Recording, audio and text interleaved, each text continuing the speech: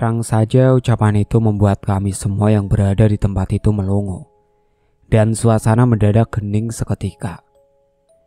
Ibu tanpa berucap sepatah kata pun mengangkat tangan tinggi-tinggi dan bersuara lirih. Komat kami tanpa suara, entah apa yang ibu ucapkan sampai ia mengusap kedua tangan di wajah. Ibu lalu mendekat ke arah laki-laki itu dan berkata, "Apa yang sudah istrimu lakukan semasa hidup? Ikhlaskan, biar istrimu tenang." "Enji, Mbah." Laki-laki itu mengangguk pelan. Setelah usai berbicara, ibu lalu menekan mulut mayit yang menganga, dan berkat kebaikan Gusti Allah, mulut itu pun mengantuk. Begitupun tangan dan kaki yang semula menegang perlahan lemas. Tangan pun bisa dilipat di bawah dada, dan kaki kembali lurus. "Alhamdulillah," ucap kami serentak. Suami mayit lalu meminta tolong pada saudaranya yang lain.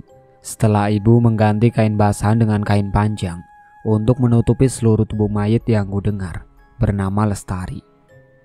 Sejujurnya aku kasihan saat mayit itu diangkat perlahan dan dibawa masuk ke rumah duka. Wajahnya termasuk cantik, tubuhnya bohai, kulitnya putih bersih. Tapi tetap saja aku menyesali perbuatannya yang selingkuh dan na'udzubillah berzina dengan laki-laki lain. Namun aku juga terharu melihat ketegaran suaminya yang tidak sedikit pun mengucapkan makian kepada istrinya. Ia benar-benar lelaki yang soleh. Terlihat dari sabarnya ia menghadapi kesalahan besar istrinya. Kejadian ini membuka mataku. Alhamdulillah, aku merasa beruntung punya suami seperti Mas Tono, dan aku berjanji tidak akan mengkhianatinya. Ngeri melihat asap di depan mata seperti ini.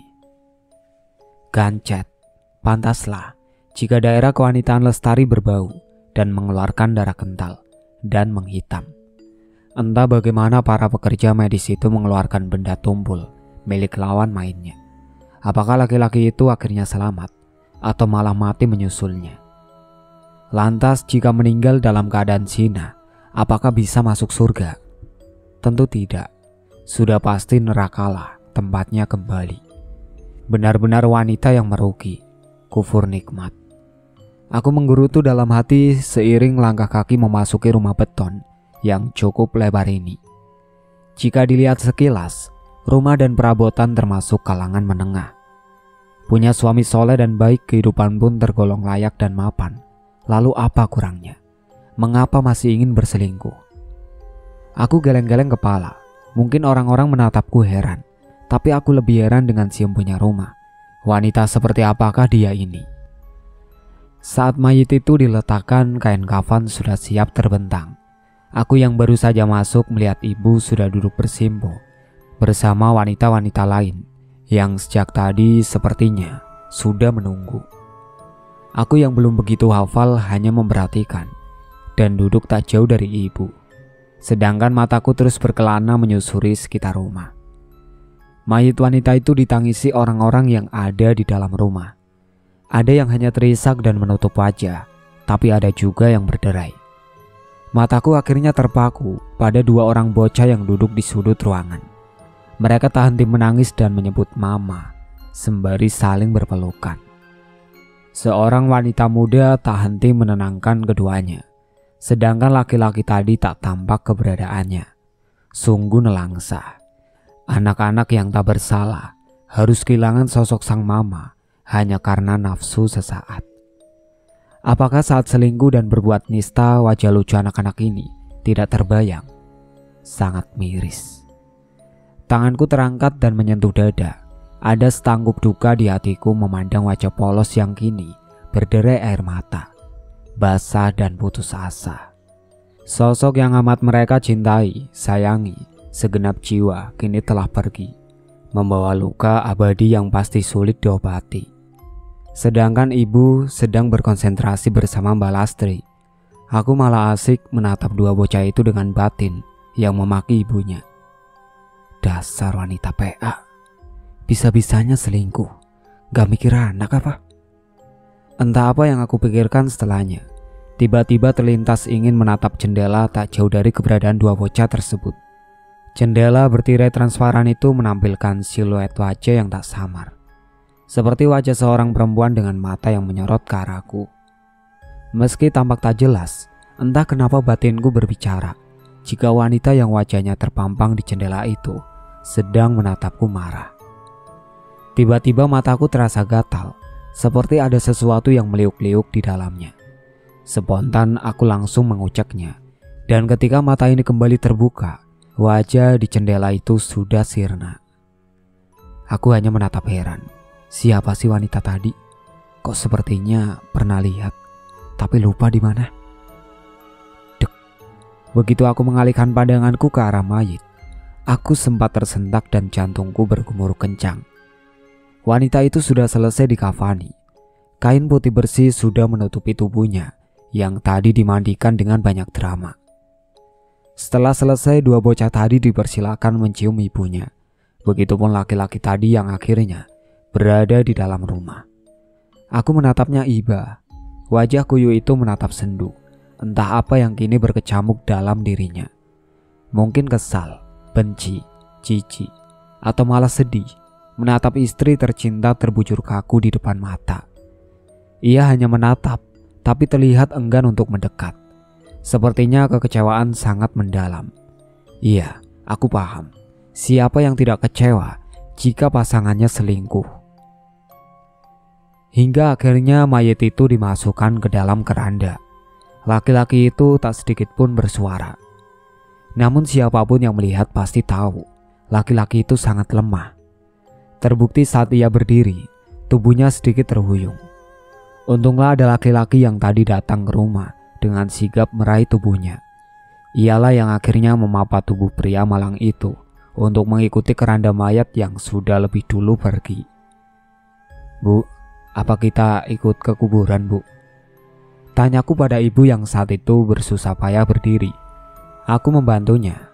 Maklum umurnya sudah tua, hingga untuk bergerak pun susah. Kita ikut, jawab ibu singkat. Aku sedikit kecewa, soalnya belum masak, ingin segera pulang. Bukankah tugas ibu sudah usai? Namun akhirnya aku tak kuasa menolak. Daripada ditatap sinis seperti tadi, lebih baik aku turuti maunya ibu. Aku, Mbak Lastri dan ibu pun mengikuti rombongan pengantar jenazah di posisi paling belakang. Jalanan becek lagi-lagi harus kami hadapi. Sandal si Yellow yang aku pakai hampir saja membuatku terpleset. Saking licinnya jalan tanah berair yang harus kami lewati. Keranda yang membawa mayit beberapa kali berhenti dan bergoyang-goyang hingga beberapa kali mayit nyaris keluar hingga menunjukkan bagian yang terikat. Aku bergidik, seram juga melihat pocong versi nyata. Biasanya aku hanya melihat di film-film saja. Beruntung area pemakaman tidak begitu jauh, hanya sekitar 100 langkah dari rumah. Dan saat berbelok, area pemakaman terpampang di depan mata. Kejanggalan-kejanggalan kembali menyulitkan proses pemakaman. Mulai dari liang lahat yang tiba-tiba keluar air berwarna hitam seperti air comberan dan berbau bangkai saat mayit akan diletakkan, hingga ular-ular kecil yang tiba-tiba saja muncul dari balik tanah yang membuat para pelayat lari kocar-kacir. Beruntung berkat ketelatenan Pak Ustadz dan orang-orang baik lainnya, jenazah itu pun dapat dimakamkan dengan layak. Aku lega, sungguh lega. Akhirnya tugas negara ibu selesai dan kami bisa segera pulang. Saat akan menuju motor sembari menuntun ibu, ku dengar derap langkah kaki seperti mengikuti kami dari belakang. Bu, siapa yang mengikuti kita? Tanyaku pada ibu. Ibu hanya menggeleng. Gak tahu, ibu gak denger. Alisku menaut. Masa ibu gak denger? Suara itu teramat jelas. Apa ibu sudah mulai tuli karena usia? Aku menghentikan langkah tiba-tiba dan menoleh ke arah belakang. Benar kata ibu, tidak ada siapapun. Apa aku sedang bermimpi? Aku kembali melanjutkan langkah dan saat itu terdengar suara memanggil. Nong, Nonong. Seketika aku kembali menoleh ke belakang dan hal aneh kembali aku rasakan. Tidak ada siapapun di balik tubuhku. Kurasakan tepukan pelan di bahuku. Aku seketika terjingkat dengan dada yang bergemuruh. Refleks aku menoleh dan mendapati mertua menatapku heran. Begitu juga Mbak Lastri. Ada apa toh? Ayo balik. Jauh ini, nanti hujan lagi. Jalan licin, bisa jatuh ibu dengan mbakmu. Aku mengangguk dan kembali melangkah beriringan dengan Mbak Lastri dan juga ibu. Kamu pulang sama ibu aja Nung. Mbak mau ada perlu juga. Kebetulan rumah teman Mbak di dekat sini. Mbak mau mampir. Tutur Mbak Lastri saat kami sampai di depan motor. Dah, jauh amat. Udah, pulang aja sama Nunung. Sela ibu dengan raut wajah khawatir. Aku pun mengiyakan ucapan ibu. Entah kenapa sejak pulang dari kuburan perasaanku gak enak. Ingin cepat-cepat sampai rumah. Gak apa-apa bu, sekalian olahraga. Gila Mbak Lastri diiringi tawa saat aku sudah naik ke atas motor. Dan Mbak Lastri membantu ibu naik di boncengan belakang. Yo wis, jangan lama-lama, kasihan anakmu. Protes ibu saat motor sudah menderu dan bersiap melaju. Enje bu, sahut Mbak Lastri. Yo wis mbak, Nunung duluan yo.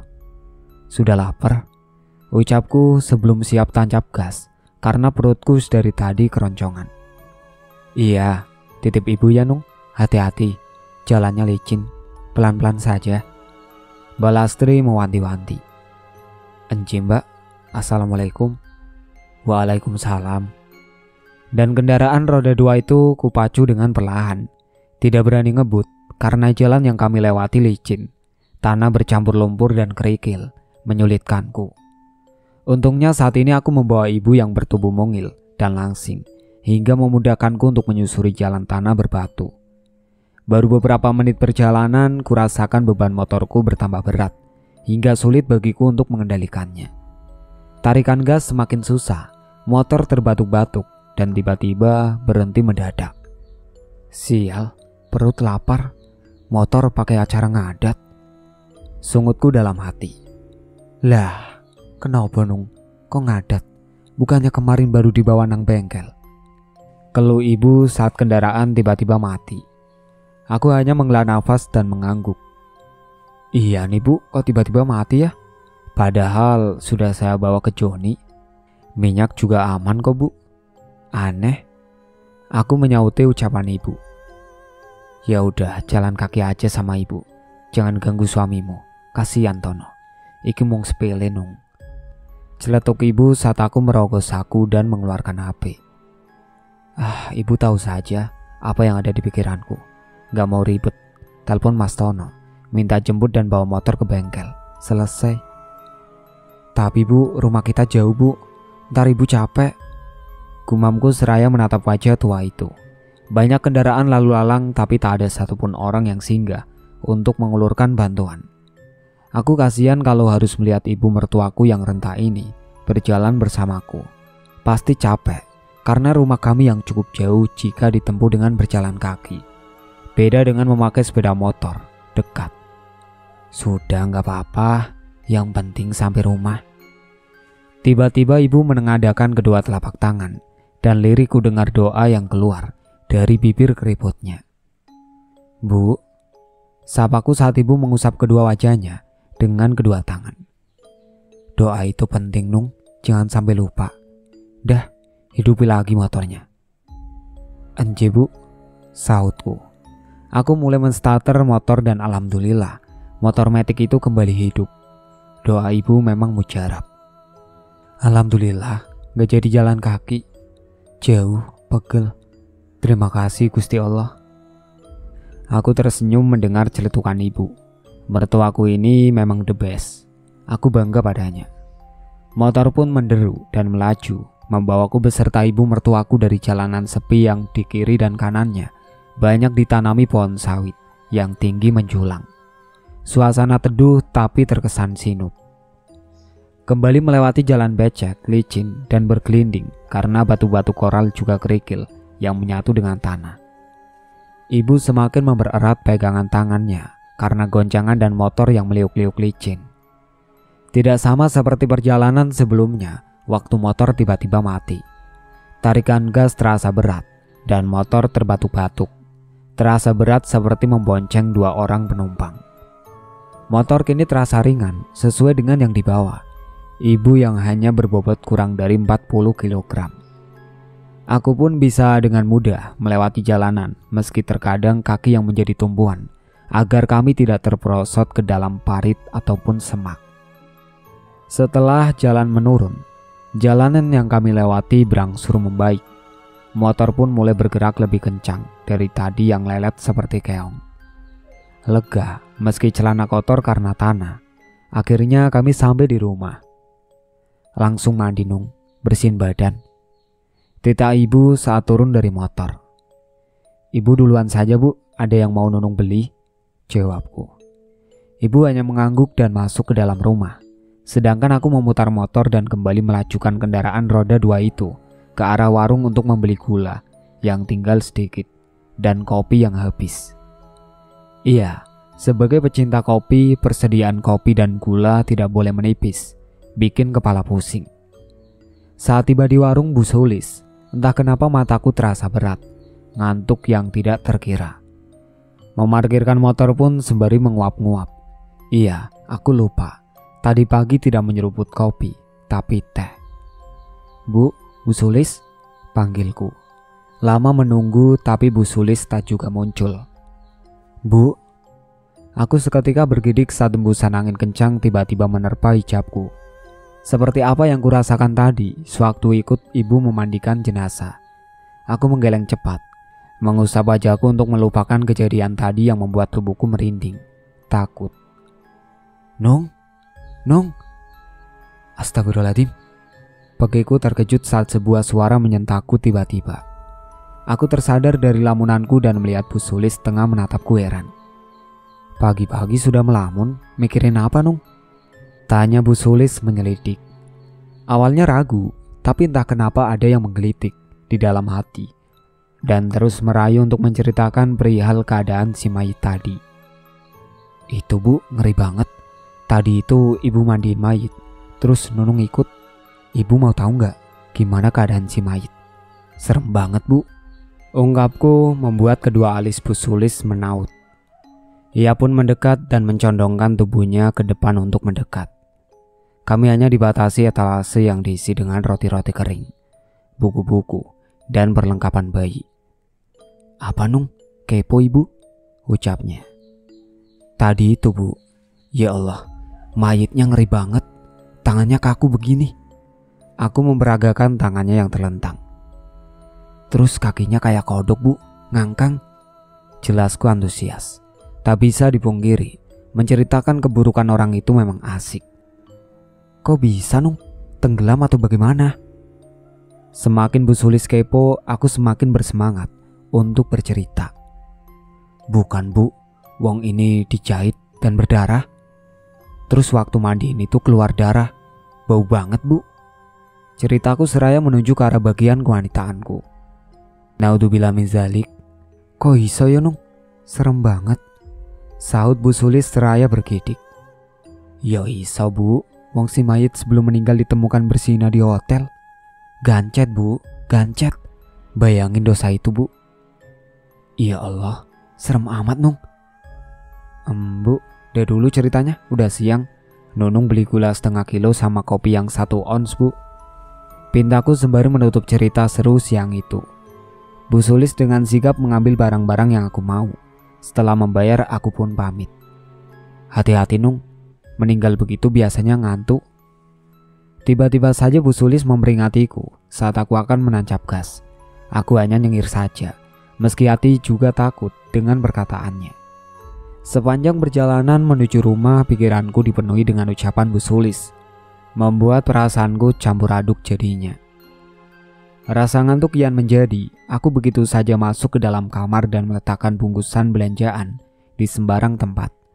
Entah kenapa tubuh ini rasanya sangat lelah, seperti sedang menggendong sesuatu di punggungku, sangat berat.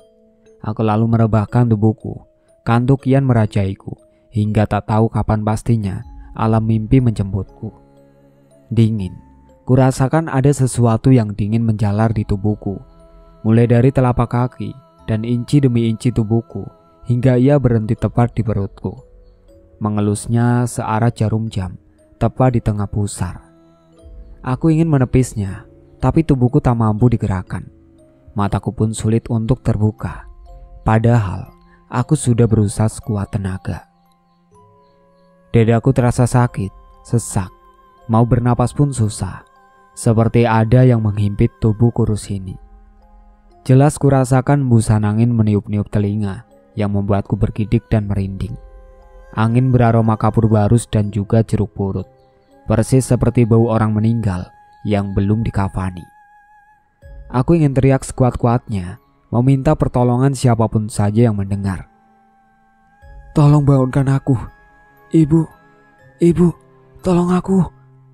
Akan tetapi suara tertahan di kerongkongan. Satu kata pun tak dapat keluar. Apa yang sebenarnya terjadi padaku? Setelah puas mempermainkan perutku, benda dingin itu berubah menjadi tajam, seperti kuku-kuku panjang yang seperti hendak menusuk perutku perlahan-lahan. Terasa sakit dan perih. Lagi-lagi suara itu tak keluar sama sekali. Aroma kapur barus dan jeruk purut berganti bau melati yang begitu menyengat di hidung. Aku tak putus asa, berserah diri pada Yang Kuasa, meminta pertolongan hanya padanya. Lidah terasa keluh, tetapi tetap berusaha menyebut asmanya. Perlahan lantunan demi lantunan ayat-ayat pendek dan ayat kursi yang kuhafal mulai terucap. Bekerja. Alhamdulillah bekerja. Tusukan di perut itu perlahan menghilang. Aroma melati pun tak lagi tercium, dan tubuhku pun kembali rileks. Alhamdulillah. Lenguku kala jalan, nafasku kembali plong. Mata pun perlahan terbuka, seperti baru saja lari maraton. Begitu mata terbuka, aku merasakan hawa panas yang kian menyelimuti tubuh. Nafas memburu terengah-engah. Keringat sebesar biji jagung mengucur deras dari anak-anak rambut membasahi pelipis dan tubuh. Mata ini takut-takut mengedar sekitar, mencari keberadaan makhluk yang tadi sempat menggereyangi dan menindih tubuh. Apakah tadi itu nyata? Atau mimpi semata? Aku menghela nafas dalam menatap jendela yang tertutup rapat. Hari masih siang tapi ruangan ini gelap. Sumber cahaya hanya dari celah jendela kayu yang renggang. Kuseka keringat di pelipis dengan punggung tangan, lalu meraih gelas yang masih terisi air di nakas sebelah ranjang. Meneguk air bening itu hingga tandas untuk menghilangkan rasa dahaga yang tadi sempat menyerang. Lega rasanya. Perlahan jantungku yang tadi berdisku riang, perlahan berirama normal. Alhamdulillah, cuma mimpi. Gumamku pada diri sendiri. Tiba-tiba aku teringat sesuatu yang membuatku ingin bangkit seketika. Astagfirullah, lupa masak. Aku menepuk jidat yang masih basah. Aku ingin bangkit tapi mataku tiba-tiba saja tertumpu ke arah perut. Kelopak mata seketika melebar. Tak percaya apa yang baru saja kulihat. Area perut terutama sekitar pusar membiru dan terlihat seperti bekas kuku-kuku yang menancap. Bulu roma ini merinding seketika. Tatapanku pias. Apakah yang tadi itu nyata? Tok tok tok. Nung, kamu udah bangun, Dek? Aku tersentak saat mendengar ketukan pintu kamar. Suara Mas Tono memanggilku di luar. Iya mas, sebentar. Aku langsung berdiri dan merasakan tubuhku remuk semua, sangat pegal. Derit pintu terasa memekakan telinga. Aku melongo dan mendapati suamiku yang berwajah manis kini menatapku dengan wajah gusar. Kata ibu sepulang dari mandiin mayit kamu gak kelihatan, langsung tidur. Kecapean ya? Tanya Mas Tono seraya menyentuh wajahku. Iya mas, ngantuk, capek banget tadi mas. Maaf, Nunu gak sempat masak. Beli nasi bungkus saja ya mas. Iya gak apa-apa. Kamu sakit gak dek? Kok mukamu pucat? Ia kembali menelisik wajahku dan menempelkan punggung tangan. Tapi gak panas, imbunya. Enggak kok mas, cuma capek aja, jawabku sekenanya. Ya udah mas, beli nasi bungkus dulu ya. Iya mas, ibu mana mas? Kok gak kelihatan? Tanyaku pada Mas Tono yang bersiap untuk pergi. Ibu lagi di rumah Mbak Lastri main sama Adam, sautnya dan bergegas pergi. Ada rasa tak enak dalam hatiku. Belum masak, ibu pasti marah. Apa itu alasan ibu pergi main ke rumah Mbak Lastri? Aku pun melangkah ke arah dapur. Kali ini bukan pundak dan punggung yang terasa berat, tapi kaki yang seperti digelendoti. Ada-ada aja efek capek pasti, selorohku sendiri. Aku terus mengayun langkah menuju rumah Mbak Lastri.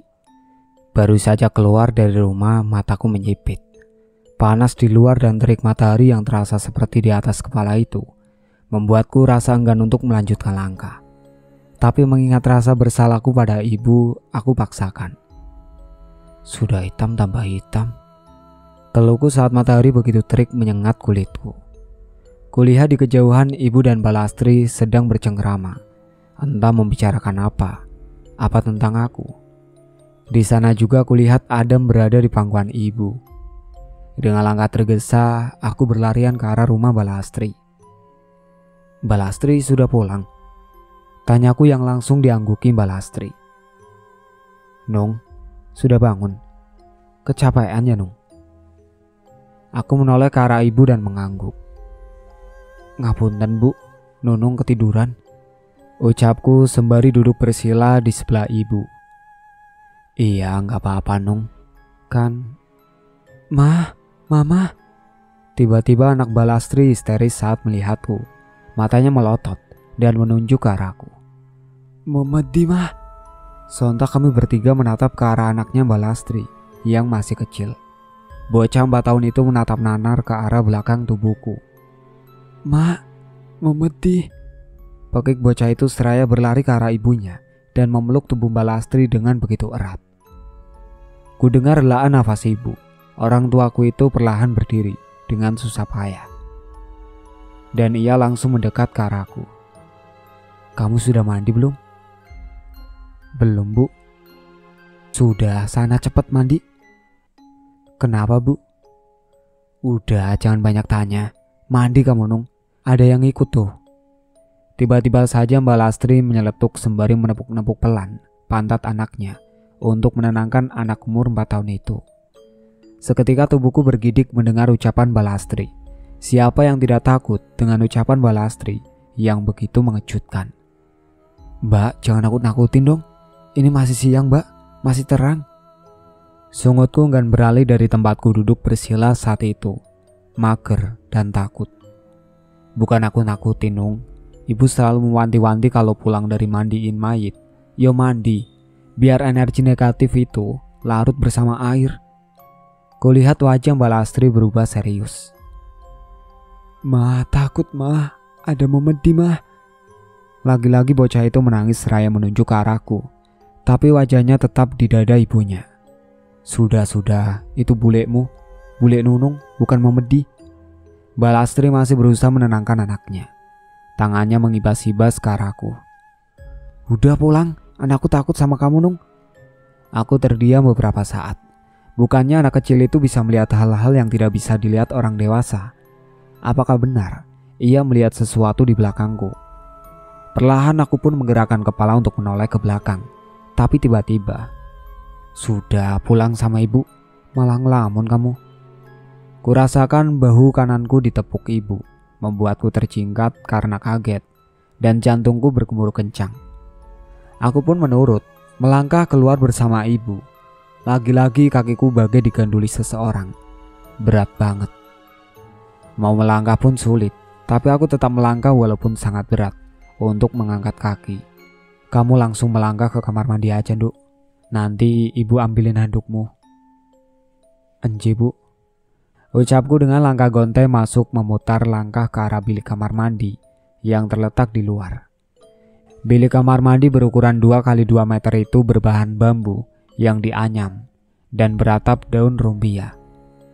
Kanan kiri rimbun pohon rambutan dan jambu yang menaungi, membuat suasana teduh. Berjarak tidak jauh dari rumah, sekitar 10 meteran. Di sekitar kamar mandi adalah pekarangan bagian belakang rumah beberapa tetangga yang banyak ditanami pepohonan yang rindang, seperti pohon durian, macang, dan pisang. Ada juga tanaman dapur seperti serai, kunyit, dan laos. Entah kenapa bulu romaku berdiri semua saat akan masuk ke dalam bilik kamar mandi yang biasa aku pakai sehari-hari.